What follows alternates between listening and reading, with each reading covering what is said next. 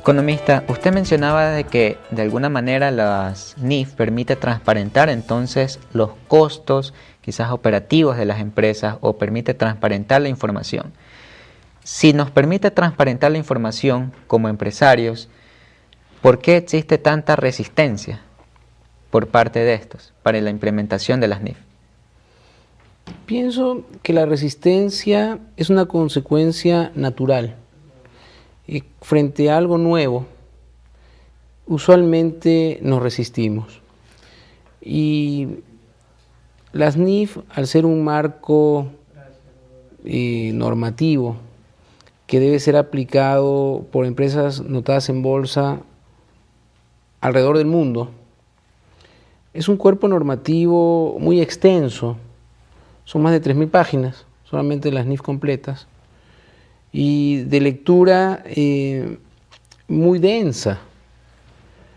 Entonces, si yo soy un empresario que me dedico, por ejemplo, a la agricultura, tengo una plantación de banano y he hecho una emisión de obligaciones, y viene mi contador y me dice, tenemos que aplicar las NIF. Entonces yo le digo, bueno, apliquémosla. Y luego me dice, pero tengo que comprar este libro. Y viene y me trae un libro de más de 3.000 páginas, escrito en un papel de Biblia, y comienzo a leerlo en un lenguaje, aun cuando esté en castellano, de difícil asimilación para mí, que soy un empresario.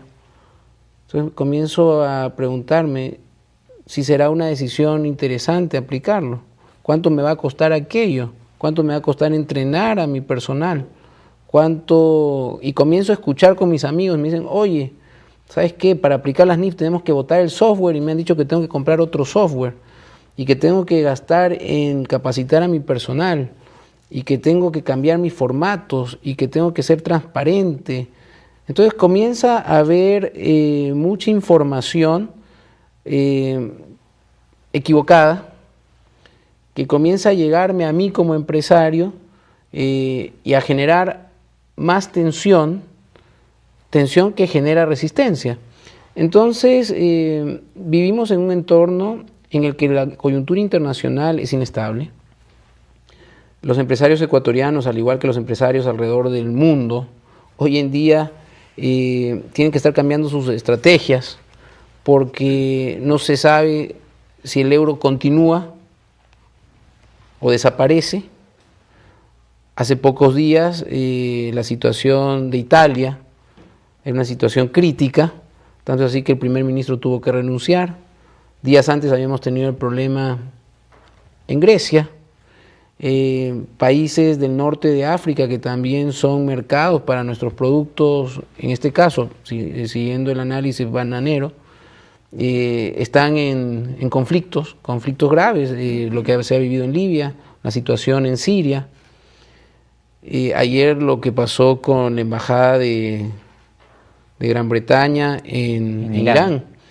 Entonces, estamos en un contexto internacional volátil. El Banco Europeo tuvo que ayer intervenir y justamente flexibilizar sus políticas de concesión de créditos, como que parecería que la preocupación de inflación hoy día se deja a un lado y más bien se trata al menos de mantener la economía rodando. Los chinos también anunciaron ayer bajar su tasa de interés. Brasil lo ha hecho también. Entonces tenemos un contexto global, económico, que de una u otra forma a nosotros nos impacta porque somos países que exportamos. También en el plano interno tenemos obligaciones mensuales que cumplir con el sistema tributario, y acaba de venir una reforma tributaria a la cual no podemos sino más que aplicarla.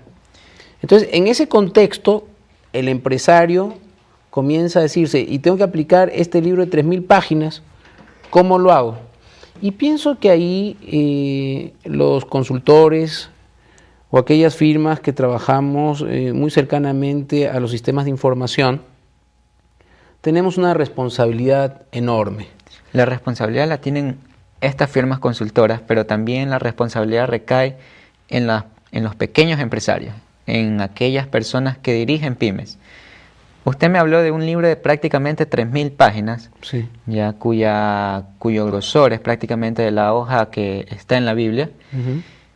¿Es necesario por parte de una pyme aplicar o leerse todas estas 3.000 páginas? No, ¿O no. es una parte aplicable a su empresa? No, afortunadamente, aun cuando el entendimiento de que vamos a vivir en un país en el que hay dos normas para las compañías lucrativas, podría generar inicialmente ciertas complicaciones para poder entender la información financiera de una pyme o de una compañía grande. Creemos y vemos con muy buenos ojos la decisión de la superintendencia en ese sentido, porque el marco normativo de las NIF completas, que es de aplicación obligatoria a nivel global para compañías notadas en bolsa, es un marco normativo que le queda muy grande a las pymes. Y a la economía ecuatoriana en particular, porque de hecho Sí. no hay muchas empresas que coticen en bolsa en todo caso. No, el número es, en relación al número total, es reducido. Ahora bien, en el caso ecuatoriano vamos a ver en el año 2012 una situación muy peculiar, porque más de 1.700 compañías que no estando inscritas en bolsa van a presentar este año, 2011, información bajo NIF, al igual como si fuesen notadas en bolsa. Ya. Por lo tanto, el próximo año no nos sorprendería de que vamos a tener un enlistamiento interesante de compañías, dado que ya tienen información bajo la normativa requerida para las compañías inscritas en mercado de valores, creo que ellas podrían participar. Entonces, el marco normativo para las pequeñas empresas, pequeñas y medianas empresas, es un marco normativo menos extenso. Hablándolo en número de páginas, son aproximadamente 300 páginas. La lectura sigue siendo muy densa. Es un marco normativo bastante coherente.